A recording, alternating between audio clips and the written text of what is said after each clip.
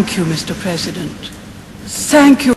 You are a very tough act to follow. Question number 1, Mr. David Nicholson. Mr. Speaker, sir, this morning I had meetings with ministerial colleagues and others. In addition to my duties in this House, I shall be having further meetings later today. This evening I hope to have an audience of Her Majesty the Queen. Mr. David Nicholson.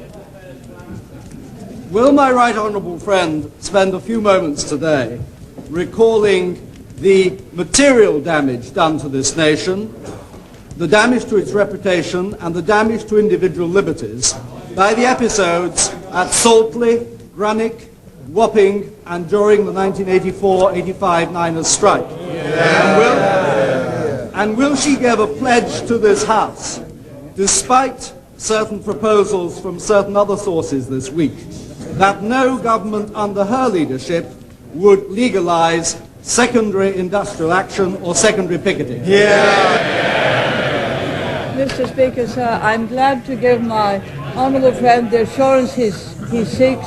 All of us who remember the scenes of those secondary pickets and the terrible intimidations recall also the admiration we had for those who were determined to exercise their right to go to their place of work and had the courage to go through those lines. And I think I heard my right honourable friend say a moment ago that since we brought in our revised laws on secondary picketing and trade union reform, in fact the number of industrial stoppages last year was the lowest for a very long time. Mr. Neil Kinnock. Mr. Speaker, will the Prime Minister confirm, as her Chancellor acknowledged earlier today, that under her government the tax burden on British families is higher than it has ever been under any government in history? Mr. Speaker, I don't think that my right honourable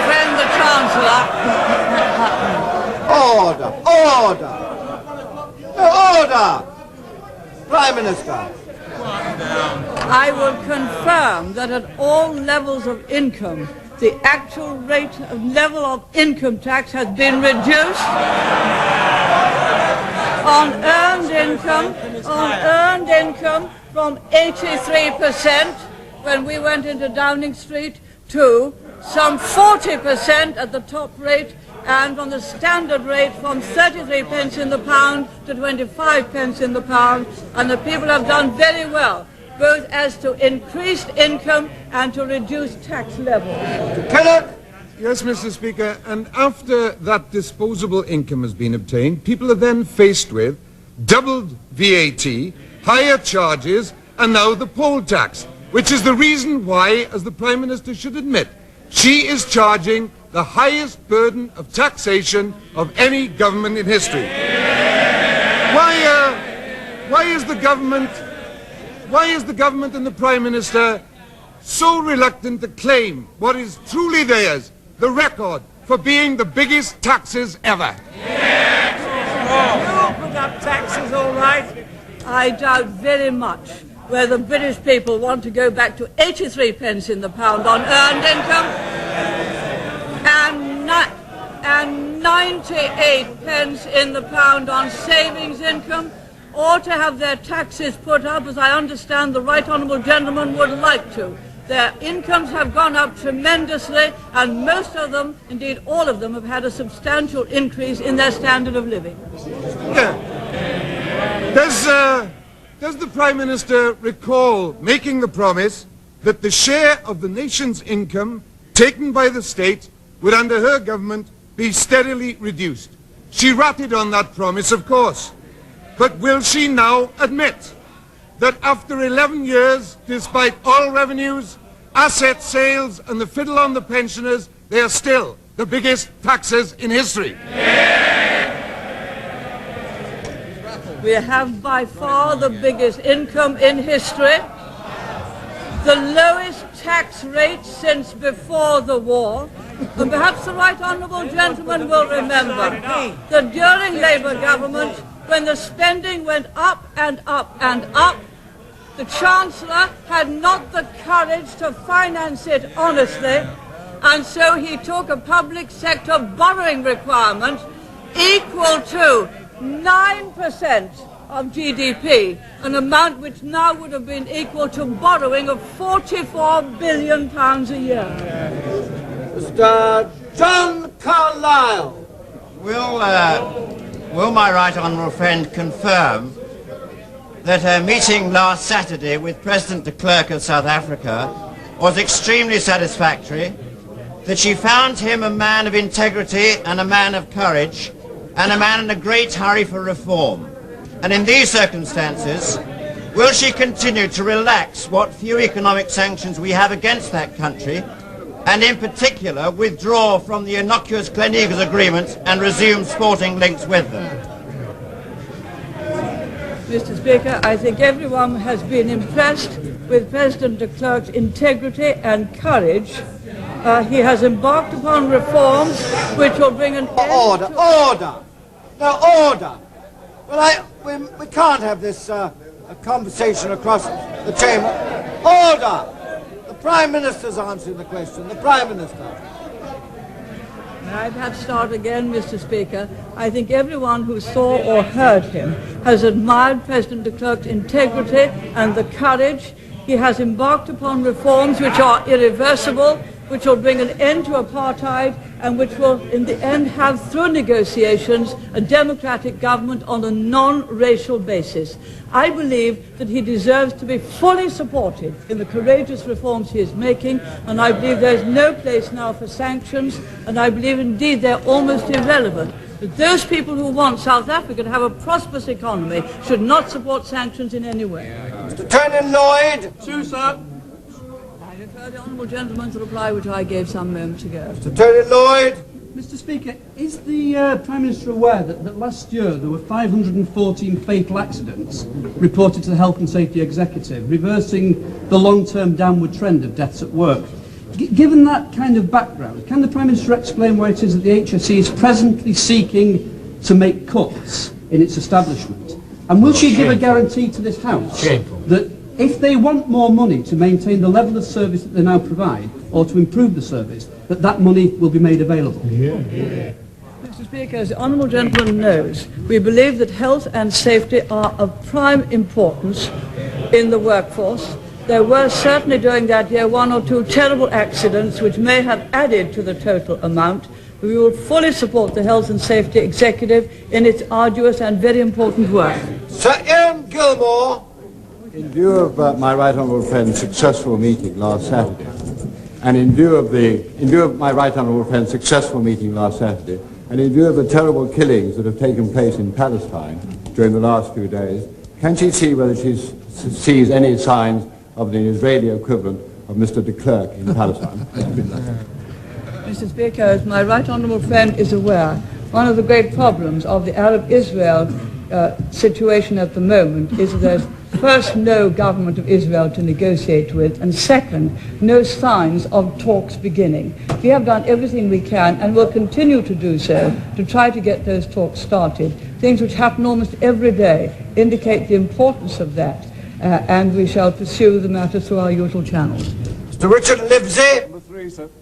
I refer the honourable gentleman to the reply which I gave some moments ago. The Livesey. Will the Prime Minister agree with me that the subject of public health is above party politics, and in particular the issue of BSE and beef is one which has been subjected to the antics of politicians?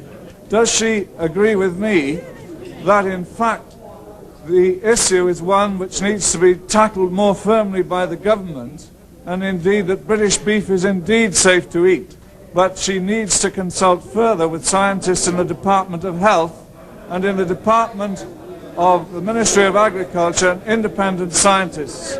Would she please make a statement on that?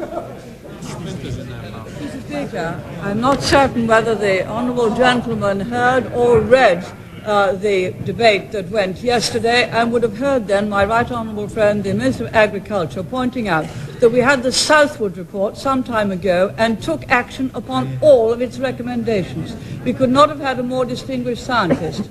We then appointed Dr. Tyrrell of the Medical Research Council to put further points to him. Any advice he has given, my right honourable friend has taken.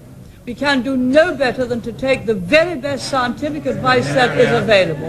The Chief Medical Officer has also given his advice, and so we foresaw some of the problems, appointed the scientists, have taken their advice. I do not think the honourable member can ask for more. Dr. Ian Twin. Number 4, sir. I refer my honourable friend to the reply which I gave some moments ago. Dr. Twin. Will my right honourable friend join me in condemning the disgraceful attack on graves in the Jewish cemetery in Edmonton and send her sympathy to the family and friends of those who are buried there and have suffered? Mr. Speaker, I gladly respond to my honourable friend's invitation. Indeed, I think everyone in the House would do so.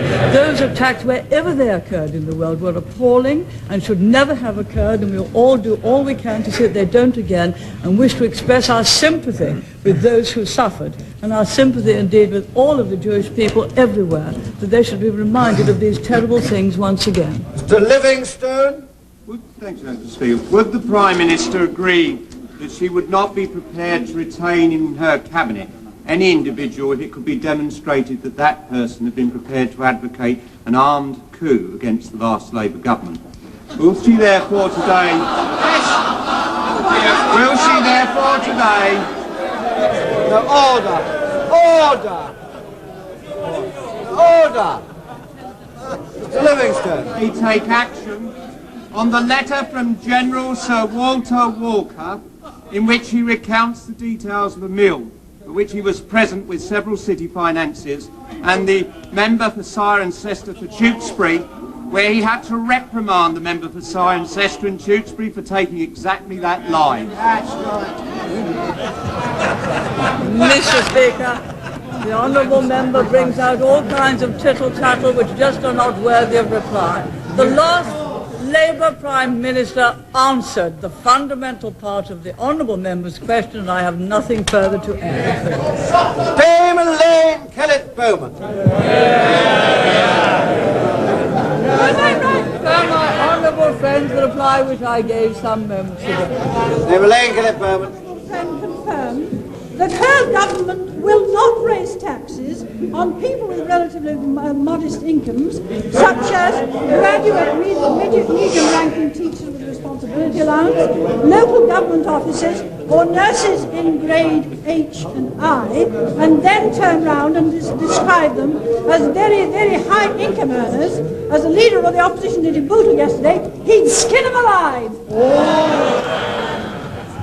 Honourable friend makes her own views felt in her own way. I totally agree with her that many people who really are medium income, some teachers and nurses and policemen, will be very adversely affected by the proposed increases of tax of the party opposite, and I hope that they will never be put into office to implement those increases in tax. Mr. Merlin Rees. Was it not very unwise, in the particular circumstances of Northern Ireland, and given the political issues that arise there, to allow her ministers in Northern Ireland, who do an excellent job within the community, far more than any other minister, to campaign for a Conservative candidate who in the event came in the last 6 lower than the Ulster Independent Party, lower than Sinn Féin, lower than the Workers' Party, then surely the Prime Minister will not allow this to happen again. Mr. Speaker, in a democratic system, people are not precluded from putting up for a by-election if they wish to do so, unless they have to have a licence to do so in the Labour Party. Mr. David Evans. Number 6, sir. I refer the honourable member to the reply which I gave some moments ago. Mr. David Evans. I'm sure my right honourable friend will agree with me that on this side of the House we have history and tradition on our side.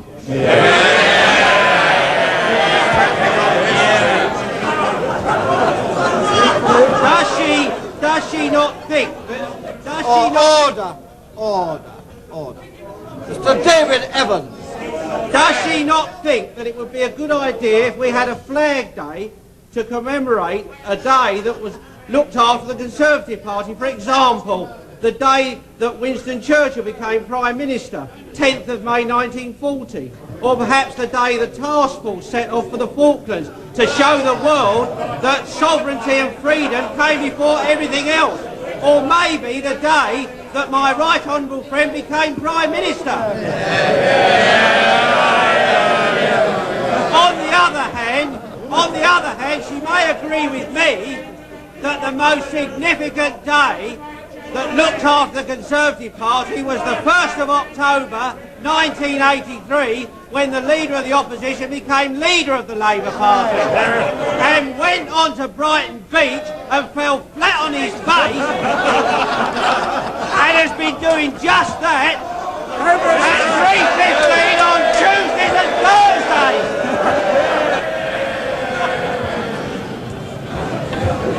Mr. Speaker, I congratulate my honourable friend on his ingenuity and his clarity of expression.